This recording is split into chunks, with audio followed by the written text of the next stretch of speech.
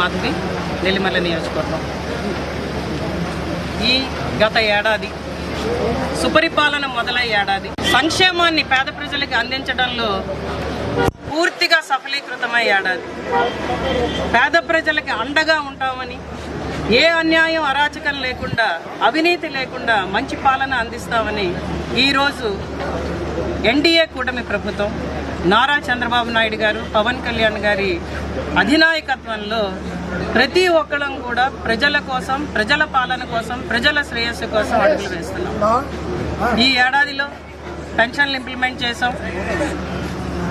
Housing ఇల్లు కట్టుకునే వాళ్ళందరికీ కూడా 14-19 మధ్యన ఇల్లు కట్టుకున్న వాళ్ళందరికీ కూడా వైసీపీ ప్రభుత్వం వచ్చిన తర్వాత మొండి చేయి చూపించింది ఆ ప్రభుత్వం. కానీ 19-24 మధ్యలో ఇల్లు కట్టుకున్న ప్రతి పేదవాడికి కూడా ఈ ప్రభుత్వం అండగా నిలబడింది. అలాగే 14-19లో ఎవరికైతే ఆ మొండి చేయి చూపించిందో వాళ్ళకి కూడా అండగా నిలబడడానికి ముందుకు వస్తున్నది. పేద ప్రజల కోసం ఆలోచిస్తున్నాం.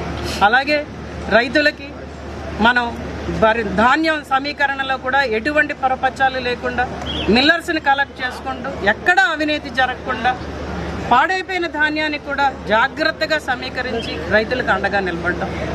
మళ్ళీ ఈ ఖరీఫ్ సీజన్కి ఇరిగేషన్ ప్రాజెక్టులన్నింటినీ కూడా గాడిలో పెట్టుకొని సాగునీరు రైతుకు అందించే దిశగా మేము ముందుగా అడుగులేస్తున్నాం. ఇవన్నీ ఎవరికి తెలీదు. అలాగే సీసీ రోడ్ల నిర్మాణం, డ్రైన్ల నిర్మాణం, తార్ రోడ్ల నిర్మాణంలో ముందంజ వేసి ప్రతి చోట కూడా దానివల్ల చాలా యాక్సిడెంట్లు అవుతున్నాయని చెప్పి ఎన్నో పనులు ఏడాదిలో చేపట్టి ముందుకు చేయడం జరిగింది. తల్లికి వందనం ఇప్పుడు ఇస్తాం. అలాగే కొత్త హౌసింగ్, కొత్త పట్టాలు ఇచ్చే దిశగా ముందుకెళ్తున్నాం. అలాగే సూపర్ 6లో భాగంగా ఆర్టీసీ బస్సులు ఇటు మహిళలకు ఉచిత బస్సు అందించే దిశగా వెళ్తున్నాం. దీపం 2 పథకంలో సిలిండర్ అందజేసాం. మళ్ళీ మిగిలిన 3 సిలిండర్లు కూడా అందించే దిశగా ముందుకెళ్తున్నాం.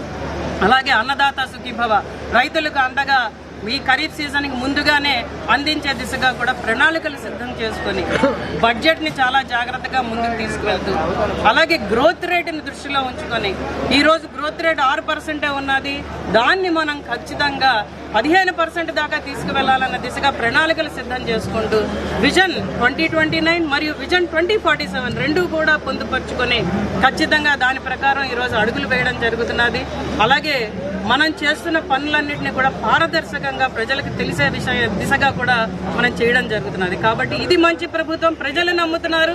ఎవరెన్ని చెప్పినా కూడా, ఎవరని మనకి దాంట్లో లోటుపాట్లు చూపించడానికి ప్రయత్నించినా కూడా ఇది ప్రజలు మెచ్చే ప్రభుత్వం. దానికి తగ్గట్టుగానే జూన్ 4వ తేదీన పవన్ కళ్యాణ్ గారి ఆదేశాల మేరకు సుపరిపాలన మొదలై ఏడాది, పీడ విరగడ ఏడాది అన్నదానికి ఎంత స్పందన లభించిందో మీరు చూశారు. వెన్నుపోటుతనంగా వాళ్ళు చేసిన